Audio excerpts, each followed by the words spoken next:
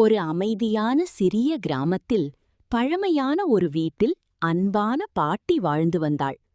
அந்த வீட்டின் மேல் மாடியில் தூசி படிந்த ஒரு மந்திர விளக்கு பல ஆண்டுகளாக மறைந்து கிடந்தது. ஒரு மழை இரவில் 2 குட்டி குழந்தைகள் அந்த விளக்கை மெதுவாக துடைத்து ஏற்றினார்கள். அப்போது திடீரென பொன்னிற புகை மேலே எழுந்து அதிலிருந்து ஒரு நகைச்சுவையான ஜின் வெளிவந்தது. அந்த ஜின் குழந்தைகளை மாய உலகங்களுக்கு அழைத்துச் சென்றது.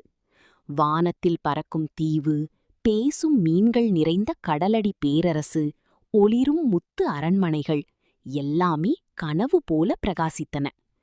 கடலடியில் மெதுவாக நீந்தும் ஆமைகள், வண்ணமயமான மீன்கள் மற்றும் சிரிக்கும் கடல் குதிரைகள் குழந்தைகளின் பயணத்தை இன்னும் மகிழ்ச்சியாக மாற்றின. இரவு மெதுவாக முடிவுக்கு வந்தபோது அந்த மந்திர விளக்கு மீண்டும் அமைதியாக ஒளிர்ந்தது.